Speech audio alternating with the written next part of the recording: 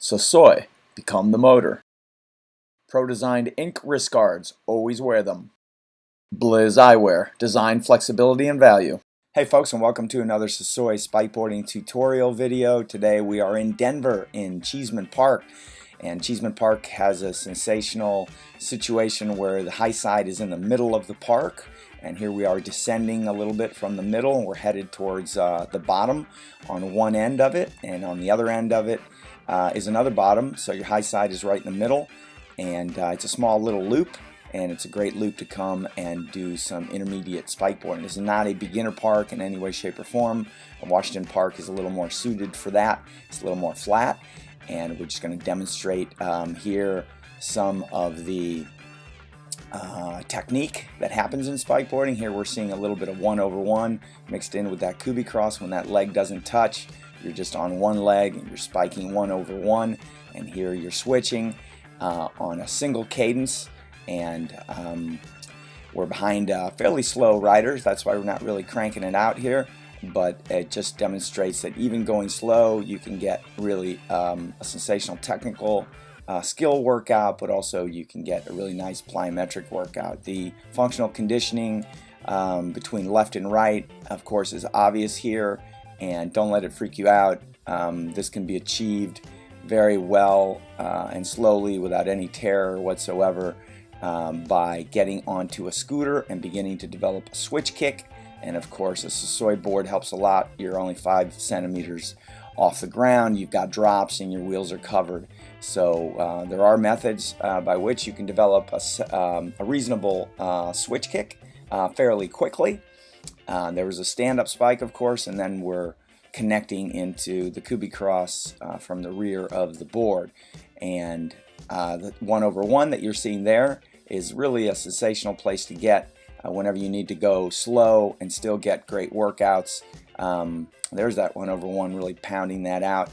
And our bike slows up a little bit, and so we really try to get a nice workout on that single leg, that plyometric work. Of course, that functional strength to have to balance on one leg is mighty nice as well. Those lats and those cores, and that core is being asked to work constantly. Spikeboarding for all you ski mountaineering athletes is sensational. For all you Nordic ski athletes, and for everybody who loves to skin uphill, you'll enjoy the sport a great deal. You could hang out in Cheeseman and suddenly you'll find yourself doing an extra 1 or 2 hours of core, and whoops, what sport does that? So this 1/1, you will get to it at the beginning of intermediate, and it is mighty fine, and it works super well. So here we are at the top of Cheeseman Park, which is the middle, and then we're going to zip around and we're going to get a little payday. There, of course, is the stand-up spike stroke, and it's a lot of awful fun to carve and stand-up spike at the same time. And as we said, the bike rider was just a very kind and nice woman. Thank you so much for having made this video with us. And at any speed, spikeboarding can be demonstrated. So all you people with little kids who have bikes, who want to take them out on workouts, and you still want to get a workout, well, spikeboarding's nice, especially when you start getting into this 1/1 territory. You still get to work, but you can do 4 or 5 miles an hour, 6 miles an hour, and still have some nice cardiovascular work and muscular strength work. So here comes a little downhill on this other side of Cheeseman, and we're doing a little cadence braking there. It's the opposite of kicking, and just a tiny little tuck.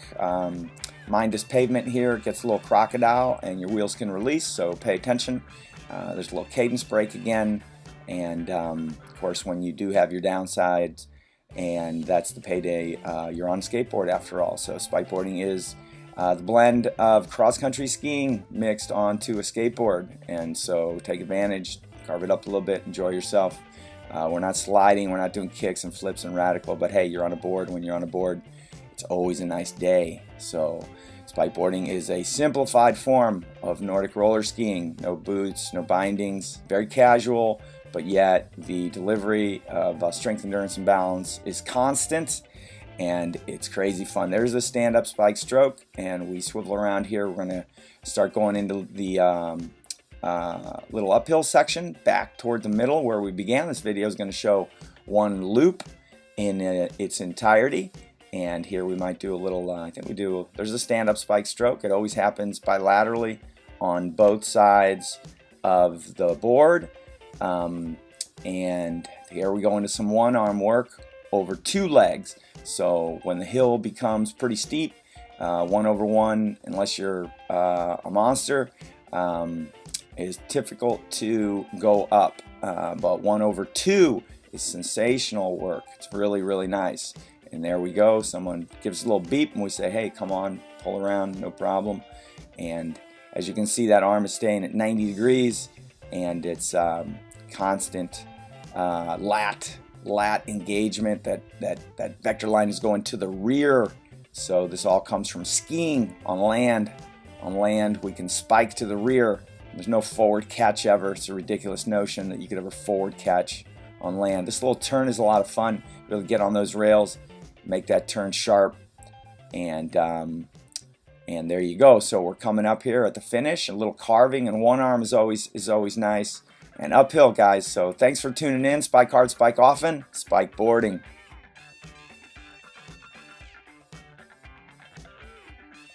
So soy, become the motor. Pro-designed ink wrist guards. Always wear them. Blizz Eyewear. Design, flexibility, and value.